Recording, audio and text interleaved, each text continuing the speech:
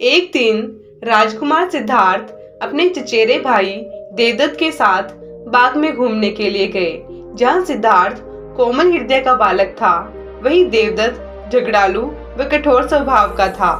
सिद्धार्थ की सभी प्रशंसा करते थे, देवदत्त की प्रशंसा कोई नहीं करता था। इसलिए देवदत्त मन ही मन सिद्धार्थ से चलता था। जहाँ वे दोनों घूम रहे थे, उनसे थोड़ी ही दूर पर एक हंस उड़ रहा था। उस हंस को देखकर सिद्धार्थ बहुत प्रसन्न हो रहा था। तभी देवदत्त ने कमान पर तीर चढ़ाया और हंस की ओर छोड़ दिया। तीर सीधा जाकर हंस को लगा। वह घायल हो गया और झटपटाकर नीचे गिर पड़ा। सिद्धार्थ ने दौड़कर उस घायल हंस को उठाया। उसने हंस के घायल शरीर से बह रहे लहू को साफ किया और उसे पानी पिलाया। तभी देवदत्त वहां आ पहुंचा। उसने क्रोध से सिद्धार्थ की ओर देखा और बोला, इस हंस को चुपचाप मुझे दे दो। सिद्धार्थ, इसे मैंने तीर मारकर नीचे गिराया है। नहीं, सिद्धार्थ ने हंस की पीठ सहलाते हुए उत्तर दिया, मैं इस हंस को तुम्हें नहीं दे सकता। तुम निर्दयी हो। तुमने इस निर्दोष हंस पर तीर चलाया है। यदि मैं इसे न बचाता तो इस बेचारे की जान चली जाती। देखो सिद्धार्थ, देवदत्त उसे घूरकर बोला, यह हंस मेरा है। इसे मैंने तीर मारकर नीचे गिराया है। इसे चुपचाप मुझे दे दो।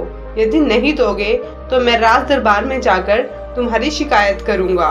सिद्धार्थ ने उसे हंस देने से साफ साफ मना कर दिया। देवदत्त राजा शुद्धोधन के दरबार में जा पहुंचा और सिद्धार्थ की शिकायत की। शुद्धोधन ने उसकी शिकायत को ध्यानपूर्वक सुना, फिर सिद्धार्थ को बुलावा भेजा। कुछ ही देर में सिद्धार्थ हंस को लेकर राज दरबार में उपस्थित हो गया। राज दरबार के ऊंचे सिंहासन पर राजा शुद्धोधन बैठे थे। आसपास के नीचे आसनों पर राज्य मंत्री तथा अन्य पदाधिकारी बैठे थे।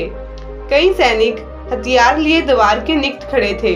शुद्धोधन के संकेत करने पर देवदत्त सिर झुकाकर बोला, महाराज, जो हंस इस समय सिद्धार्थ के पास है वह मेरा है। इसे मैंने तीर मारकर पृथ्वी पर गिराया था। सिद्धार्थ ने इसे उठाकर इस पर अपना अधिकार कर लिया है। यह हंस मेरा है, कृपया इसे मुझे दिलाया जाए। राजा शुद्धोधन ने सिद्धार्थ की ओर देखा और बोलने की ओर संकेत किया। सिद्धार्थ ने सिर झुकाकर शांत स्वर में कहा, महाराज, यह हंस निर्दोष है। यह बिना किसी को कोई कष्ट दिए उड़े जा रहा था। देवदत्त ने इसे तीर मारकर घायल कर दिया। मैंने इसका उपचार किया है, इसके प्राण बचाए हैं। मैं समझता हूँ कि प्राण लेने वाले से अधिक प्राण बचाने वाले का अधिकार होता है। मैं आपसे प्रार्थना करता हूँ कि यह हंस मेरे पास ही रहने दिया जाए। मैं इसे बिल्कुल स्वस्थ करके आकाश में उड़ा देना चाहता हूँ। शुद्धोधन ने अपने सभासदों से विचार विमर्श किया। वे सभी एक ही स्वर में बोले, महाराज, राजकुमार सिद्धार्थ का कहना बिल्कुल ठीक है। जीवन लेने वाले से बचाने वाले का अधिक अधिकार होता है। अतः हंस राजकुमार सिद्धार्थ के पास ही रहने देना चाहिए। राजा शुद्धोधन ने सभासदों की बात मान ली। उन्होंने सिद्धार्थ से कहा, इस हंस पर तुम्हारा अधिकार है, तुम इसे ले जा सकते हो। धन्यवाद।